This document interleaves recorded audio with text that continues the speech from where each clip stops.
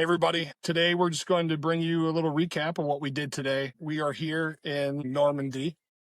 Of course, if you've been following along, you would know that. Today we went to Utah Beach. We went to Sainte-Mère-Église today. We learned a lot about Easy Company's landing, where they were misdropped in many cases. And we also, at the beach, the museums, just a very heavy experience. When you walk out on the beach, Dad, maybe you agree that you can feel it. You can feel that something big happened there. And so when you start to learn all the information, which also Christoph, our hopefully I didn't slaughter his name, our tour guide, is a walking textbook about anything that happened anywhere around this region, all throughout World War I through, I don't know what, 4, 5, 10 years after World War II.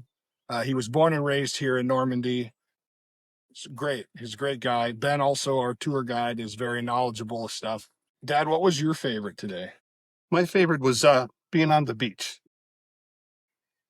As the tour guide was explaining every inch of what happened in time and space, you could feel it. You could feel how things were going on around you. You could hear the crying. You can hear the orders being barked out. You can hear the bombs. But just closing my eyes, and I could just feel the vibration that was coming up through my feet. It was just very moving, just taking it all in and learning everything that happened on that beach on that time. Yeah, it is. I agree. It is somewhat supernatural. A lot of people don't believe in that stuff, and I guess I question it myself. But when you're there, you can just feel this heaviness upon you. And so after the beach, we walked through the museum. We took some photos. We got all the information. We got back on the bus.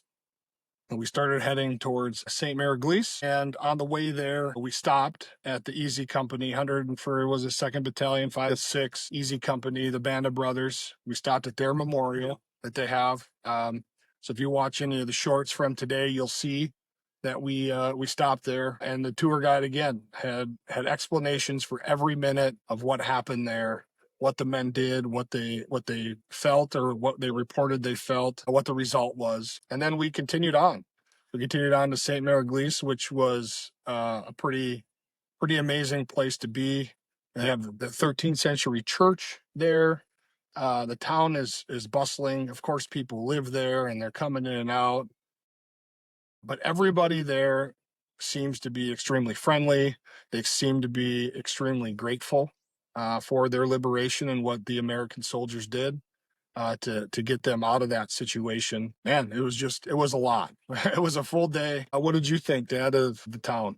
Oh, the town was just, it was one of these old fashioned towns. You could feel um, the history there. And along with our tour guide, he was very particular and he was right on with every little detail that happened at the segment of that part of the incident that was going on.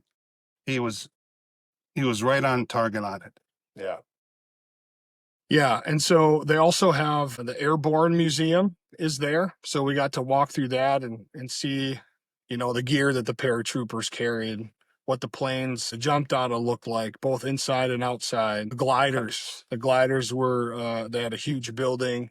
There was a shit ton of gliders that were used, which I didn't really know there was that many. I know they used gliders, but not to the effect that they did. They got tanks. They got everything. And of course, there's a lot of shops. You can buy all kinds of shit. But yeah, it was it was quite amazing. I agree. I Yeah. agree. It was a day that I'll never forget. And the fun part about it is it's just beginning. We still have Yeah. over a week of things to see, from here to Belgium to Luxembourg to Austria, all the way to Hitler's Eagle's Nest and into Germany and Munich. So we've got a whole week and then some of exploring and being able to follow the footsteps of Easy Company. Yeah. Yeah. It's crazy to think all the stuff that we saw today and then know that it's just day one of 11. I don't know how we're going to retain all this stuff. There's so much information, so many stories. And I should probably add that one of the really great things about the tour guides that we have is that they like to throw in personal stories of the people that fought, that jumped, personal stories of people that lived in the towns and what the citizens around here were doing for American soldiers and also doing for wounded German soldiers and wounded British soldiers. It seems like the communities really kind of took it upon themselves to care for the wounded. They wanted so bad to be liberated from the Germans, but they are a people that just can't watch somebody writhed down in pain on the ground and then watch them die and leave them lay there. So they did a lot. They did a lot of work, and they were extremely what's the good word? They were present. They were there for anybody who needed it.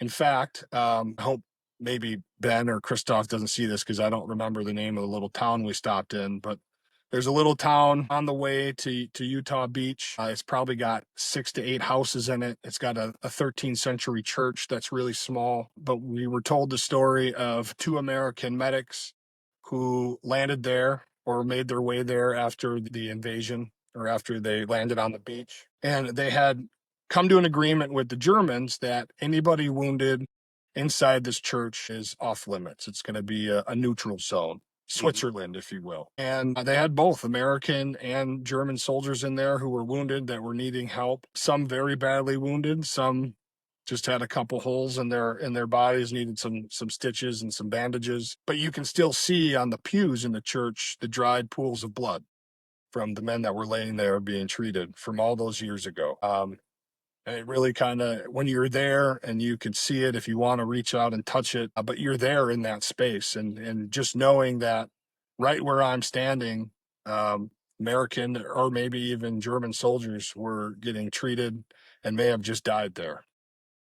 And so the story goes on that one of the medics made it home, and came back to Normandy some years later and had put in his will that when he dies, he wanted to be cremated and buried in the cemetery, that church, and that's where he lays today. I think you put a coin on his grave, Yes. in homage to him. Just amazing men and young. They're super. I mean, they barely even just got hair on their nuts, and they're here jumping into Normandy and fighting the Germans. So yeah, pretty heavy stuff. Tomorrow is going to be a lot more of the same. We are going to Omaha Beach tomorrow. Exactly. I'm not wrong this time. That is exactly where we're going. Where else are we going? We're going to Point the Hawk. Yes, and we're going to the cemetery. Yeah, The cemetery where the Americans are buried or laid to rest. And from what I understand, that there is some footage in Saving Private Ryan where they filmed the actual cemetery scene in the movie at oh yeah, where he was standing and asked his wife if he was a good man. Exactly. Yeah. That was actually at the cemetery at Normandy. So yeah, and okay, so a little bit about where we're at. So you can see off in the distance. Well, you can't see because it's foggy, but that's the English Channel. Utah Beach is off this direction. What I think that's west. Yeah, it's to the west of us. And so this is where we're staying. This is a golf course. Let me rotate the camera. There's a golf course here we're staying at. There's the hotel down there.